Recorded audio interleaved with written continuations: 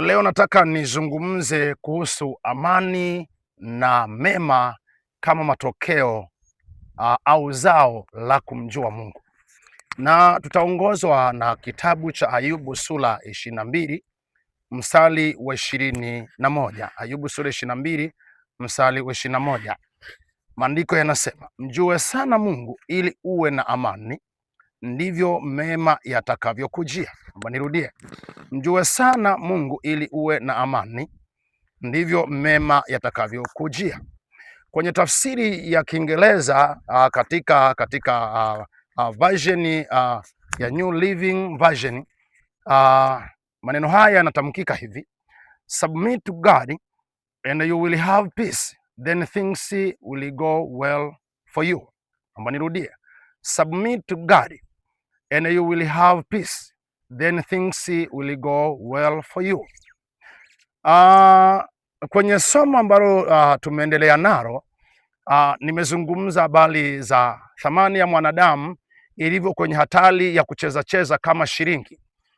Mara zote nimezungumza kwamba thamani ya mwanadamu imekuwa na tabia ya kupanda, kushuka na kubaki kwenye hali ya kawaida, kwa sababu kuna vitu visipozingatiwa husababisha thamani ya mwanadamu iwe kwenye hali ya kucheza. Sasa ili tuweze kuibakisha thamani yetu katika maisha haya na baada ya maisha haya, kwa maana baada ya kutwaliwa duniani na kuingia katika umilele, kuna jambo hapa natamani nilizungumze kwa sisi ambao mara nyingi tunapambana kwa ajili ya kuitamani kuiona amani na tunapambana kwa ajili ya kuyatafuta mema ya dunia hii ili tuongeze thamani juu ya maisha ya kwetu. Kwenye kitabu cha Ayubu kinatuonyesha kwamba amani ni zao na mema ni zao na hili zao au matokeo huja baada ya jambo la kwanza kuwa limefanyika. Na jambo hili ni pale ambako tunaanza kutafakari kuhusu kumjua Mungu. Kiingereza kimesema kwa namna nzuri ya msitizo kwamba anaposema submit to God ni kwamba kusubmit ni kujisalimisha, kwamba salimisha maisha ya kwako kwa Mungu, na ukisha yasalimisha maisha yako kwa Mungu ndivyo kwanza utakuwa na amani, na ukisha kuwa na amani ndivyo mema yatakavyoanza kukujia. Kwa hiyo tuanze kuitafakari amani.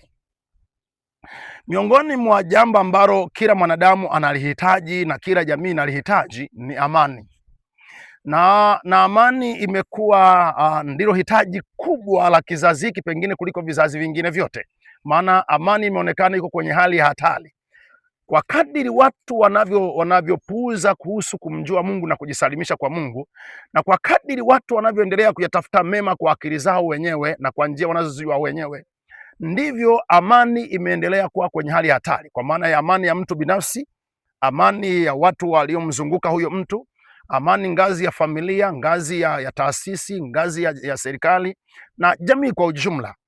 Amani imekuwa kwenye hali ya hatari kwa sababu kama imani ni zao, kwa maana mambo ya msingi yasipozingatiwa, ili hii amani hatuwezi kuipata.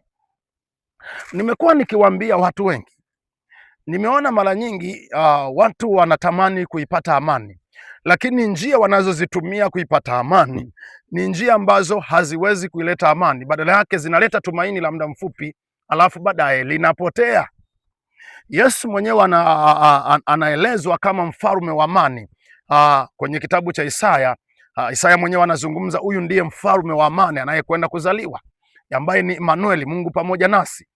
Na kwa maana hiyo Yesu ndiye msimamizi mkuu na ndiye kiongozi mkuu wa amani. Aliyejisalimisha kwa Yesu kama Bwana Mwokozi wa maisha yake, jambo la kwanza amejiweka kwenye kitovu kizuri cha kuipata amani.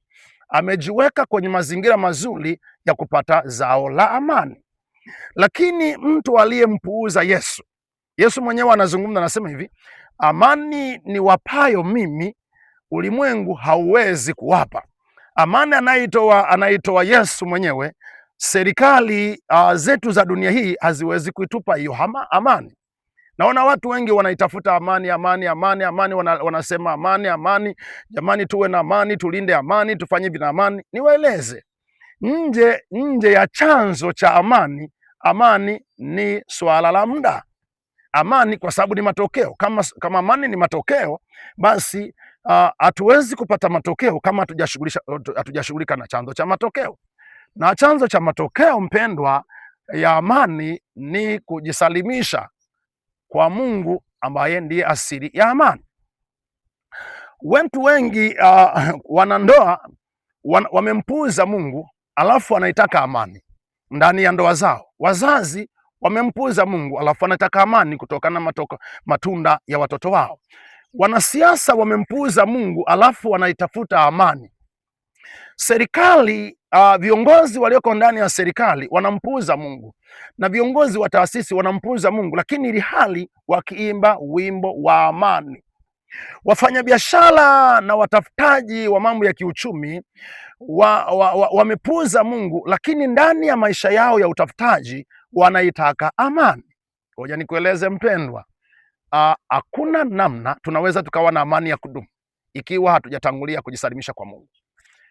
Mimi anayezungumza na wewe, nina uzoefu wa haya nayokueleza. Katika harakati zangu za ujana, kuna kipindi nilianza na mimi kuanza kukimbia kutafuta mema ya hapa na pale, yani niwe na pesa, niwe na elimu ya kutosha, niwe na mamlaka ndani ya jamii, nimiliki hichi, nimiliki kile, kwa sababu akili zetu za kibinadamu na tulivyoelekezwa na dunia inavyotuhimiza na inavyotushawishi ni kwamba ukipata mambo kadha wa kadha, ukimiliki vitu vya hapa na pale, sasa wewe ndo mwenye amani na thamani yako inakuwa kubwa. Kwa hiyo na mimi nilikuwa na shauku hizo, nikaelekeza moyo wangu huko, nikakimbia katika wenzangu za ujana, nikakimbia huko na kule. Lakini cha kushangaza, kila nilipotaka kupata jambo moja, nilipolipata hilo jambo, na shangaa linanikosesha amani. Nimesoma, siwezi kupata kazi, amani inakosekana. Napata pesa, siwezi kupata utulivu, amani inakosekana. Kwa hiyo nikaanza kujiuliza, mbona nilifikiri hiki kingenipa amani? Mbona kila ninachokipata hakiletei amani? Badala yake nazidi kupata mahangaiko tena ndani ya moyo. Wakati natafakari, Biblia ikanielekeza kwamba kuna chanzo cha amani, yaani kwamba uwe na mema usiwe na mema, lakini ukiwa kwenye chanzo hiki usalama wako wa moyo ni mkubwa mno sana. Kwa hiyo nikaamua kuwasitisha mengine yote, kuanza kujielekeza kwenye kujisalimisha kwa Mungu na kumjua Mungu. Tunapozungumza kujisalimisha kwa Mungu na kumjua Mungu, tunamaanisha kuweka ujumla wa kwako wa maisha yako, kwa maana ya akili yako, roho yako, hisia zako, utashi wako, maamuzi ya kwako katika mwongozo na maelekezo na mpango wa Mungu kwa kadiri alivyouelekeza kupitia Biblia takatifu. Kwa hiyo tunapozungumza kujisalimisha kwa Mungu, tunazungumza swala la wewe kusalimisha akili zako kwa ujumla wake. Yaani tunapozungumza ufahamu, hisia na utashi kwa Mungu na katika mapenzi yake na katika malengo yake na katika makusudi yake na katika miongozo yake. Lakini tunapozungumza habari za kujisalimisha kwa Mungu, ni kuanza kuweka Mungu kuwa ndio chaguo lako la kwanza na ndio kusudi lako la kwanza katika maisha yako. Ukishawekeza akili yako kwa Mungu, sasa hapo ndiko kuna chanzo cha amani. Wapendwa, nimejifunza amani haipatikani baada ya kupata mtu unayempenda, yani mpenzi. Kwa wale mnaojihusisha na mapenzi, ukifikiri ukimpenda mtu utapata amani, mtu ataingia lakini hataleta amani. Pesa haiwezi kuwa chanzo cha amani. Mali tunazozimiliki haziwezi kuwa chanzo cha amani. Heshima na vyeo tunavyovipambania haviwezi kuwa chanzo cha amani. Chanzo cha amani ni Mungu mwenyewe. Wengi tumejiingiza kwenye mambo ya hapa na pale, tukihamasishwa kwamba kwa hayo tunaweza kupata amani. Ni kusihi mpendwa, tuwe kwenye dunia ambayo imechanganyikiwa kwa sababu amani imekosekana. Yaani sasa hivi ni vita ya ndani kwa ndani, ni vita ya mtu na mtu, vita ya mpenzi na mpenzi, vita ya wazazi na watoto, vita ya viongozi na wale watawala na watawaliwa, vita ya nchi kwa nchi, ni vita ya watu waliokaa pamoja. Kwa sababu gani? Katikati ya watu katikati ya mioyo yetu kumekosekana amani, na kila mtu anavyohangaika kuitafuta amani ni nje ya chanzo halisi ambaye ni Mungu mwenyewe. Kwa hiyo ninakusihi mpendwa, ili amani yako ipatikane kwenye hatua zako zote ulizo nazo, rudi jisalimishe kwa Mungu kikamilifu. Na tunaposema jisalimishe kwa Mungu, Mungu amejifunua kupitia Yesu Kristo aliyeitwa mfalme wa amani. Jisalimishe kwa Yesu ili uweze kuwa salama. Lakini jambo jingine, turudi hapa, tunapambana kuyatafuta mema na tumeshindwa kuelewa mema ni zao la amani. Yaani amani ikiwepo inasukuma kila jambo jema lipatikane, lakini amani ikikosekana, hamna jema litakaloonekana jema katika maisha ya kwetu. Wengi, kila mtu anatamani awe na afya njema, na kila mtu anawajibika namna ya kutengeneza mazingira ili awe na afya njema. Naomba nikueleze, afya njema nje ya amani hakuna afya njema. Kama nafsi ya kwako na moyo wako hauna amani, hakuna namna unaweza ukawa salama. Leo hii tuna changamoto za watu walio na stress na depression na namna nyingi ya msongo nao wakabili katika maisha, si kwa sababu hawana pesa, si kwa sababu hawana matibabu na vitu vingine. Ni kwa sababu jambo moja limekosekana ambalo linalinda mema, ni amani. Ni kweli wana pesa, wana maisha mazuri, wanaweza kwenda kwenye hospitali wanayohitaji, wanaweza kujizuia, wale hichi wasile hichi, wanywe hichi wasinywe hichi, lakini kwa sababu hawana amani ndani mwao ambao chanzo chake ni Mungu mwenyewe, hivi vingine vyote vinakosa maana katika maisha yao. Kwa hiyo ukitaka mema yaje, yani pesa ikija ikutengenezee amani, ikikosekana ikutengenezee ubaki na amani. Mpenzi akiingia kwenye maisha ya kwako akutengenezee amani na awe aje kama mtu mwema kwako. Watoto ukiwapata waje kama jambo jema katika maisha ya kwako. Cheo au heshima ukiipata iweze kuwa jambo jema kwenye maisha ya kwako. Mali ukiipata ili iweze kuwa jambo jema kwenye maisha ya kwako, unamhitaji ya ujisalimishe kwa Yesu Kristo ili akutengenezee amani, na amani yasababishe haya mema yawe mema.